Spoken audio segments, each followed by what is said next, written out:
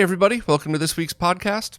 It's looking like this week and next week should be pretty much normal, and then the end of August, I guess mid to end of August to the beginning of September is where the content is probably going to drop off because of the move. So I think I must not have been clear about that last week because I posted a few more things and people were like, whoa, I thought you were taking a break. But nope, I actually don't think I'm taking a break at all. I'll probably have to skip a few weeks of the weekly Roundup. I'm sure we'll have guests step in and take care of it.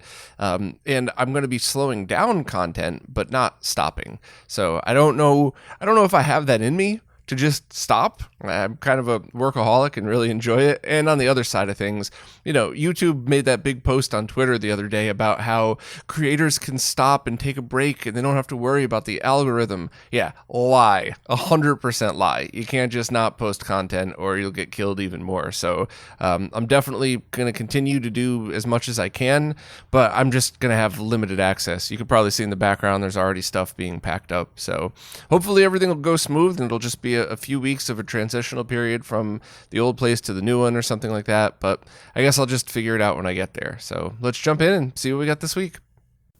Arcade 1UP has just announced that they'll be opening pre-orders for their Simpsons arcade cabinet on August 16th. No price has been officially announced, I think, but it's expected to sell for the same $650 as their other similarly sized cabinets, which are not one-to-one replicas of the original. They're about 5 feet tall and weigh about 100 pounds, but they're still bigger than the original line of Arcade 1UP cabs, which will lend itself really well to the 4-player layout. Now, I'm sure you're not going to fit 4 me-sized adults around it, but it'll be a lot easier to game on that thing than it would their normal or their original sized cabinets. I think that something like this is pretty cool, and I'm actually really interested to see it in person. But that price is the only thing that's such a big turnoff to me, because I think that Arcade 1UP, since their inception, has always made arcade cabinets that are great for the casual user experience. So you walk up to them and you see the awesome artwork on them. I always did like the artwork, and I don't think The Simpsons is going to be any different. I think it's going to be just as cool as the original. And, you see the look and feel of the original arcade, but it doesn't weigh that much. You could probably lift it yourself in most cases. You don't need friends and machinery like a real arcade machine would. There's no maintenance like you would a normal CRT-based arcade machine with an arcade board. I totally get the casual gaming experience. But they've in the past chosen a lot of games that are still used in competitive gaming today. So it was weird to see a casual version of that being released when there's a whole other market out there going in the opposite direction. But The Simpsons is the opposite of that. That is one of the coolest casual play games I could ever think of. And, if you disagree with me, please comment below. I'd love to hear different opinions on this. But my personal opinion is that if I was having an Arcade 1UP Simpsons experience with some friends, and there was 2 to 3 frames of variable lag, I really wouldn't care. Because when I play The Simpsons, it's not about having a flawless experience. It's about playing a silly beat-em-up with my friends and using characters from the cartoon that most of us probably saw at least some point growing up at any age, because it's still on. So, I think that's the epitome of the perfect casual arcade gaming experience, but at a premium price. So I really wish that the Simpsons cab was the $300 one that a lot more people could afford and a lot more people could enjoy, and the Mortal Kombat and the Street Fighters were $650 because they put some extra technology in there to make it, the same lag or very close to as the original, and to make it an accurate experience that looks good, and to have good quality controls and all that stuff. So, I know I'm never the target market for Arcade 1UP, and I know that our paths will probably never cross as far as what we both are aiming for.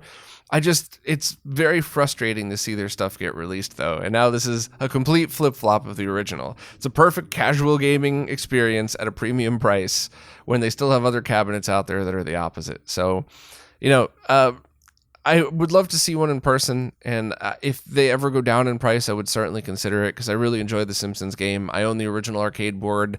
I got the 2-player mod for it, so you could choose your own character. I just don't like the $650 price. And for the record, I get there's a global part shortage. All materials have gone up in price. Shipping has gone up in price. There's probably part shortages for the stuff that they need to make the electronics, making those more expensive. I totally understand that. And even if it's released at $7 or $750, the price increase from the original is not what I would be upset about. It's just, once again, the fact that this could be an amazing casual gaming experience, but at twice the price it probably should be. So interested to hear your thoughts on this, but it just seems like I'm destined to never line up with a good arcade one-up product. I was finally able to do a review of the Avermedia Live Gamer 4K, which is an internal PCI Express capture card that can handle up to 480p 60 with complete uncompressed colors. And I've been doing a lot more tech reviews lately, but always in the context of retro gaming or retro content creation or something like this. So it should even apply to everybody listening, even in a small way.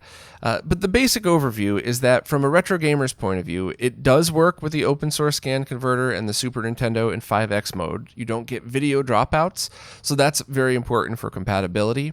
You do get audio dropouts, but remember that the OSSC is doing an analog to digital conversion anyway. So if you're using component video or VGA, you could always just route audio directly to your PC. Or if you're using a SCART connector, you could use one of the OSSC's outputs that's switchable between being an input or an output. You could just use that as an output, grab a 3.5 millimeter cable and plug that into your PC and just bypass the Avermedia, however you say it, bypass their audio. So you could very easily get a good experience on that. Even though you get audio dropouts, just bypass it. Also, the HDMI pass-through on it does not have any audio issues. So if your TV works perfectly with the OSSC as is, then it still will work if you pass it through this capture card. It won't fix any issues though. So it doesn't have a buffer or anything like that. If your TV isn't compatible before, it won't be afterwards. And I did test, there is zero lag added to the pass-through, so you can safely use this. There's some cheaper capture cards out that have HDMI pass-through that do add lag. This is not one of them. It's totally safe to use. So right off the bat, I would call it very cool for use with the OSSC. Just get around the audio issue. You could also do something like use the HDMI out into an HDMI audio extractor with a SPDIF digital capture card or something like that. I tested that way just to make sure the audio was okay, but I think just using analog audio is infinitely easier and cheaper, but wanted to throw that out there. The other thing is color compression. A lot of people had speculated that maybe this card can or can't do full uncompressed colors, and I used that same pattern that Fudo had sent me that I've been using for a lot of reviews lately, and it seems perfect. It seems that it does pass uncompressed 444 color through it, which is much less of a big deal on modern consoles, but it is something noticeable on older consoles if you want the best streams or if you're making archival content. The only negative side of the capture is that it wasn't as good as something like a DataPath Vision, which on the one hand is completely unfair because you're talking about, when they're new, a more than $1,000 card versus a $200-ish card. But you can get the data paths used for around $100 for cheaper than this. So if you're somebody who is a content creator that does comparison shots, or if you're analyzing your work, if you want to make your own game and see how it looks through all of these things, I would still stick with the data path card just to make sure. The only other note about using it and getting good captures is that you need to manually check all of the settings. So go into the edit button, and then you could click on these pictures for full size if you want, but you have to set everything to take screenshots and video in uncompressed colors. So if you want to do stuff that way, you need to make sure to set it up. It also will list the resolution and refresh rate in that menu, which stinks. There should just be a little bar on the bottom. The status bar should just have resolution and refresh rate, but in that settings menu, it will list it, and you just got to make sure everything lines up to it. Overall, you see everything pretty cool. You see everything gets passed through pretty cool with not too many issues, just once again, not as good as the data path. So Overall, I would say if you need a way to capture 4K video, this is an excellent buy. $200 for uncompressed colors, 60 frame per second, good pass through. I would definitely say that this is well worth the $200. If you're using it for 1080p 60, or I guess even 1440p 60 and under, and you want the best solution, I would still go with the DataPath cards. Check out the page on the website that I have about how to use them. I'm working on testing other audio extracting equipment. I'll have that page updated soon, hopefully before I move, so I can have more info out there. But and as far as not content creating, not doing comparison shots, you just want a really good, reliable capture card, I would also call this one a win. For the price, it's really good.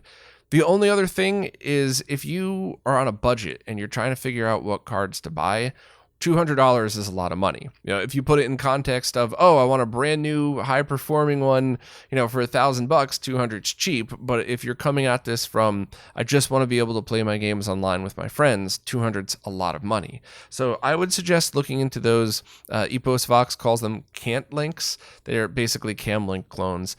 But expect that you're probably going to have an issue of sorts. I bought one that's terrible. It probably captures at 5 frames per second or something. But I've talked to a lot of people that have bought them that work totally fine in 480p and 720p modes, and they will capture 60 frames per second. They won't do 1080p 60 though. So, but for retro, that's fine. Set your OSSC or whatever to 480p or 720. Go from there. Not a big deal at all. And of course, if you want other solutions in the middle, it does get a little tricky. The $20 cant link, if you had to buy 2 to make sure that, it worked right and return one, not the end of the world. If you wanted to buy a $200 good solution internally that is going to work, the Avermedia is great. What to get in between is a tough question, and I don't really have the answer. I would recommend checking out Epos Vox's channel, definitely. But as for ones I've personally tested, that blue box that I found last year that I put in the capture card shootout that I did, that would definitely be something that you might want to look into because that's about 70 or 80 now. But I would love to hear other people's recommendations of what you would think of between super cheap and the $200. I think it's $220 for the Live Gamer 4K. Is there something in the middle that's OSSC compatible, that does not compress colors, that can go up to 60 frames per second? I'd love to test that out. But for now, this review is pretty much all you got. Please check out the post as well as Epos Vox's channel. And I did a silly unboxing on Instagram if you're into that at all. But all of it's right in the post if you're interested. So I have some very amazing news for Mr. fans, but I have to start with a preface and a warning and a caveat or whatever the heck you want to call it. This is an early alpha demo of something that might be coming at some point. I want to say that before I even explain what this is, because I don't want to get people's hopes up and then everybody starts bothering the developer behind it. This is just a snippet into something that's a work in progress. However, SRG320 has just posted a progress update on the Sega Saturn core and show it booting a retail game. And there's still sound bugs, there's still some video glitch bugs, but it's getting there, which means that at some point between now and never, we're probably going to get a very cool Sega Saturn core for the Mister, which is very, very exciting. Also, I don't think there's going to be any hardware upgrade needed. There was some speculation at some point about maybe you would need more RAM or a different kind of RAM or something. And at the moment, I don't think that it's looking like that's going to be necessary. Meaning if you have, one of the 128 or maybe even 64 gig modules that are already out there, you should probably be able to use this core. But overall, this is still just an alpha look. I called it beta in the review or in the post, I think, but it's not ready for public release. There's nothing out there that you could use. I just wanted to get the word out that the Saturn core is in progress and it's looking very possible, which is super exciting. So if you're a fan of this stuff and you have the ability to support, please consider signing up for SRG320 and Sorg's Patreon, and also any of the other Mister contributors that you follow their work and you use their stuff. You know, if you're not in a position to support, that's fine. Don't feel guilty about it. But if you are in a position to support, throwing the bare minimum a month to continue their work is a big deal. You know, this is one of the few times where quantity is more important than quality. You know, just you could do the minimum. You don't have to give $1,000 a month to support this project, but tell as many people as you know that are into this stuff, because a whole bunch of people signing up for the minimums will really help keep these projects going and allow the developers to spend more time on them and stuff like that. So I can't possibly gush any more about how excited I am for a Saturn core for the Mister. And, you know, once again, please consider supporting the developers, and I will keep everybody updated when there's something to try. As I stated right at the beginning, there's nothing to download now. There's no release date. There's no info. This is just a snippet of, yep, we're doing it. Here's how far we've got so far. You know, good things to come. I recently did an interview with Stefany Allaire, who is a developer creating a brand new retro platform. I got to admit that when I first spoke to Stefany a few months ago, I was a little confused as to exactly what this was, and then I was incredibly intrigued once she took the time to explain it to me, and we go over all of the stuff in the interview. I will warn everybody that it does get pretty nerdy at times, but the feedback has been excellent so far, so thank you for that. And, you know, I really love doing podcasts like this. I actually love doing all kinds of podcasts, and I really appreciate that people take the time to read the little 3-sentence blurb, because I've been getting good feedback, and I feel like being honest up front is helping with that. Like, hey, here's a super nerdy podcast. Hey, we nerd out a little bit, but we mostly talk about beer and heavy metal in this one. Or, you know, here's another one about race cars. I don't know. I haven't done any racing ones yet. But, like, I just love that I get to do these things, and I get to have a wider variety than just retro gaming only. And people sometimes enjoy, sometimes say, hey, that's not really my thing. I don't really like race cars at all. I'm going to skip this one. I really appreciate that. So I'm going to keep doing these. I would love to continue to broaden the horizons of different things I talk about, but I'll stick with at least rooted in retro for now. But there's a lot more very amazing people I want to talk to. I had a great time talking to Stefany. So I hope everybody enjoys this one.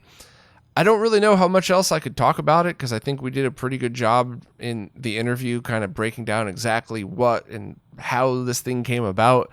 So I guess just check out the post for a short summary and consider giving it a listen on any podcast platform at all, or as a video on YouTube, or I guess the other video platforms that I auto-upload to as well. This next post is about GameTech's pre-orders for the Game Boy Advance Consolizer, and I wanted to talk about it for two reasons. First, if you've already pre-ordered, it looks like the kits are being shipped to Jason right now, so you should be able to get yours soon.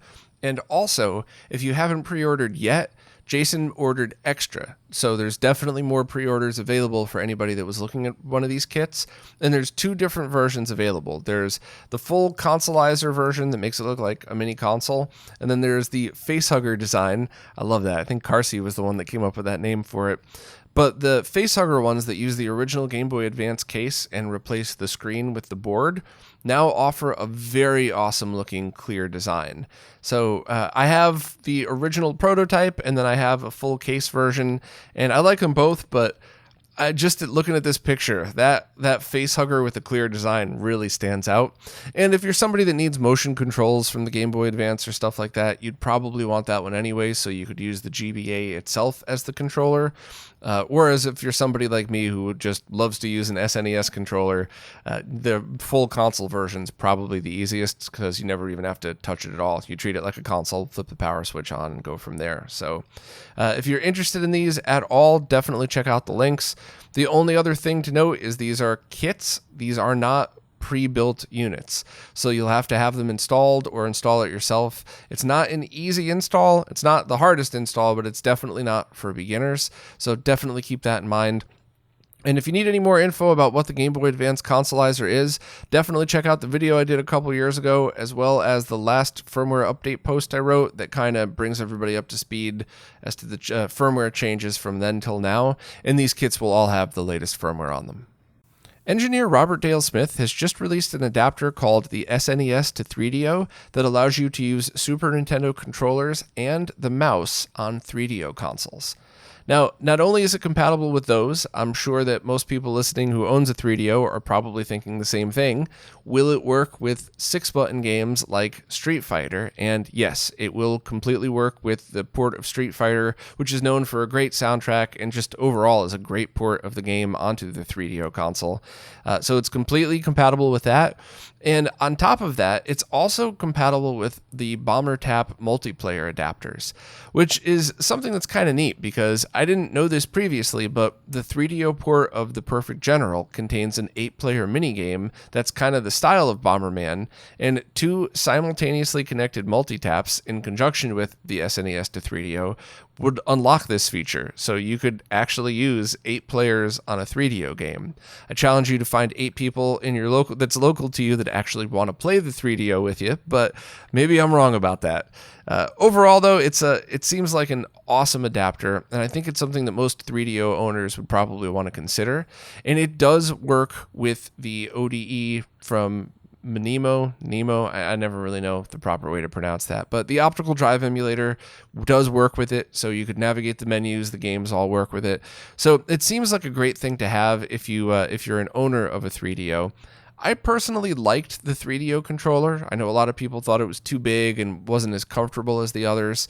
But I still want to pick up one of these just because while my favorite game on the 3DO is Road Rash, and that feels, for whatever reason, right at home using that controller, I do feel like the experience for other games might be a little bit better using the SNES controller instead. So pre-orders are not open yet, but you could sign up on the website to be notified once they are, which should be in about a month, I believe, maybe 2 months depending. So definitely check this out if you're a fan of the 3DO, and I'm definitely excited to see all kinds of controller adapters like this.